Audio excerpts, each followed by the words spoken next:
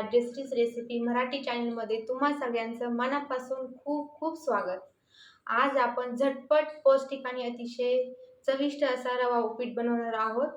नाश्त्यासाठी ही रेसिपी एकदम मस्त आहे आणि बनवायला ही अगदी सोपी आहे। तर चला तर मग लगेच सुरुवात करूया। लागणारे साहित्य बघूया। हाफ टेबलस्पून जिरे, हाफ टेबलस्पून मोहरी, 1 चमचा साखर, 1 चीक, चवीनुसार मीठ, 2 ते 3 बारीक चिरलेली हिरवी मिरची, 8 ते 10 कढीपत्त्याची पाने, लिंबू, 1 वाटी रवा, थोडेसे शेंगदाणे, बारीक चिरलेला कांदा, मध्यम आकाराचा, सजावटीसाठी कोथिंबीर।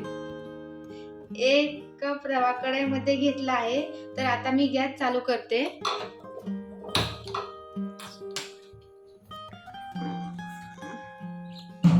मध्ये 1 छोटा चमचा तूप घालून घेतले।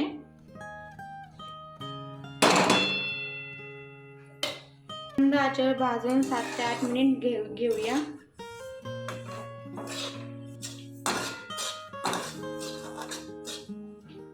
हलका गुलाबी रंग आला आणि सुवास आला की रवा एका प्लेट मध्ये काढून ठेवा।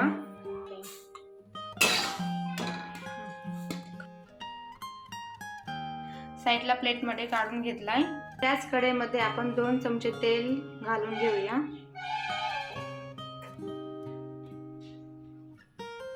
तेलामध्ये शेंगदाणे भाजून घेऊया।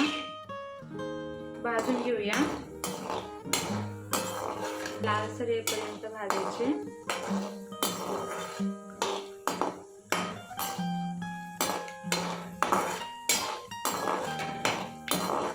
भाजून झाले की साईडला एका प्लेट मध्ये काढून घ्या।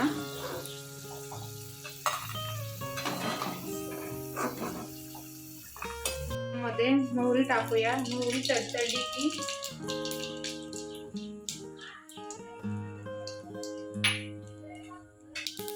जिरे टाकून घेऊया। त्याची 8 ते 10 पाने टाकून घेऊया।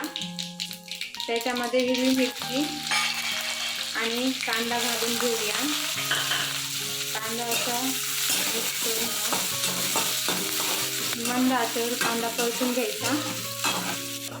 कांदा हलका सोनेरी रंग येईपर्यंत परतून घ्या। त्याच्यामध्ये 1 कप रवा घालून घेऊया। पण अशी पद्धत आहे की आधी पाणी घालायचं, मग गरम पाणी झालं की रवा घालायचा। पण मी तसं नाही केलं, कारण की पाण्यामध्ये रवा घातला की छोट्या छोट्या गुटळ्या होतात। रवा मिक्स करून घेऊया आपण त्या मिश्रणामध्ये। 1.5 कप पाणी गरम करायला ठेवले। तर आता मी याच्यामध्ये 1.5 कप पाणी गरम करून घेतले की रव्यामध्ये घालून घ्यायचं।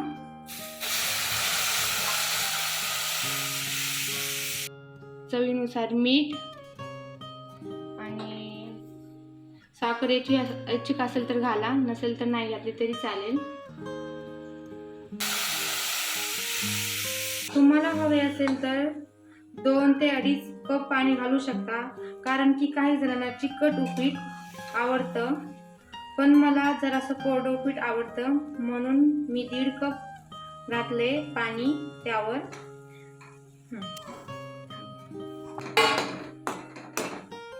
आता त्यावर आपण 2 मिनिट झाकण ठेवूया, कारण थोडासा रवा शिजून घ्यायचा। 2 मिनिट मंद आचेवर उपीट काढून घेऊया।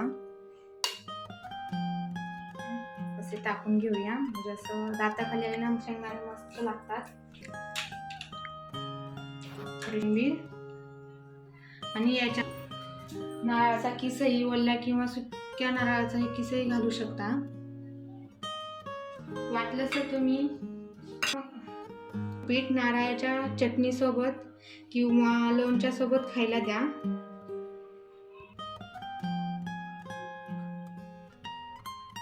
मला ही रेसिपी कशी वाटली ते मला कमेंट मध्ये सांगा।